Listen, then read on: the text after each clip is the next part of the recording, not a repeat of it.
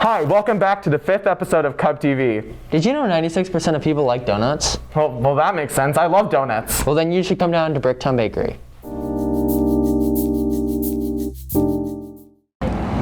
I'm here at Bricktown Bakery, one of the newest attractions here in Nevada. I can't wait to hear about what they offer and all the yummy treats that they provide. In the city of Nevada, the town of Nevada actually really did want a bakery. They used to have one years ago that they really cherished. And I'm on the Main Street board, and when we did a vision casting, like to see what do you want in your town, the top of the list was bakery, bakery, bakery, and I was like, okay, well maybe we do need to have some other offerings. So I just want it to be a really good place to employ people. First and foremost, that's really important to me, is being a good employer and having a good employment opportunity. Yeah, so my favorite things in the bakery is, and I love old fashions. I joke with people that I opened this bakery to make a good old-fashioned donut, and that's probably my favorite. It was my grandpa's favorite. It's a cake donut that is cooked at a different temperature. It has sour cream in it as well, and it's cooked at a lower temperature, so it kind of pops open. And what I love about it is you can kind of break off the pieces around the edge and dip it in your coffee or whatever. But I don't have one every day, but I want one every day. They're really good. I have figured out that donuts make people happy. They make people smile. You say donuts and people just smile.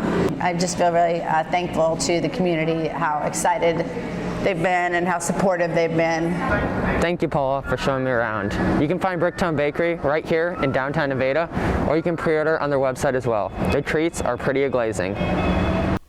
Well, that was pretty fun. I enjoyed trying those donuts. Well, while you were out donut shopping, I was hanging out with the cheerleaders and learning more about the winter cheer season. The weather outside is frightful, but their spirit is still delightful. The winter cheer squads may look different this year, but they still have Nevada pride. What is your favorite part about cheerleading? Well, specifically wrestling cheerleading, I like just kind of hanging out with all the girls in between matches and just really being able to bond as a team. I think it's a lot of the fact that we bond with the team a lot. We won't probably have Saturday wrestling meets anymore, but we've got to get to know the boys really well. I would say my favorite part about cheerleading is that it's not super competitive, so it's more of just hanging out with your friends and having fun. Why are cheerleaders important?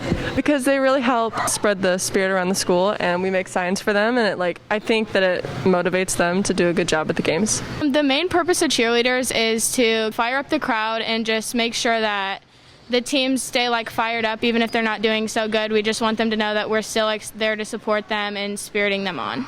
Cheerleading is important because I feel like everyone needs a little bit of motivation, and especially if the crowd isn't cheering very much.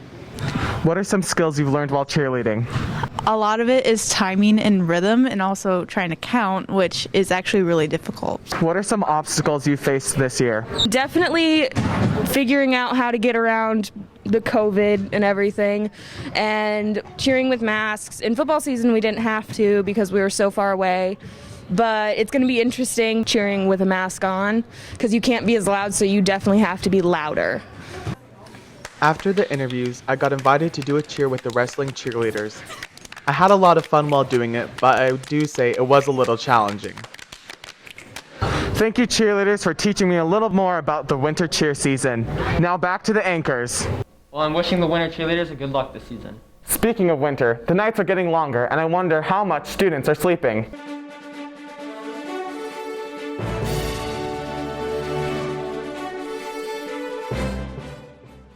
Guys, wake up! Wow, they must be really tired. You know, sleep deprivation is a big issue across Nevada High School. Out of 112 students at our high school, only about 61% of them get recommended 8 to 10 hours of sleep each night. Matter of fact, the Stanford School of Medicine says only about 87% of high school students across the nation get the recommended hours of sleep. Sleep deprivation has become a big issue for teenagers across the world. If we don't get enough sleep every night, we build up this thing called sleep debt, which is the hours of sleep you miss when you sacrifice sleep for other things, such as working or school. For most of our high school students, they spend about an hour on homework every night, not to mention all the added extracurriculars and sports.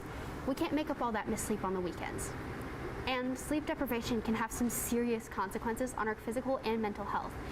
For high school students, that means drowsiness, inability to concentrate, memory loss, and it can even contribute to depression and anxiety. The good news is there are many things you can do to help yourself onto a better sleep schedule. Making sleep a priority is a big one. Then, not taking on so many extracurricular activities. Listen to your body, and when you get sleepy, go take a nap or head to bed. Most importantly, focus on your time management.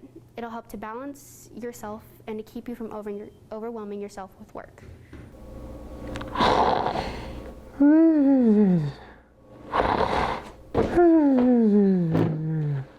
Ben, wake up. Camera. Maybe Kira has a point. We could all use some more sleep. Well, we'll see you next time, CubTV.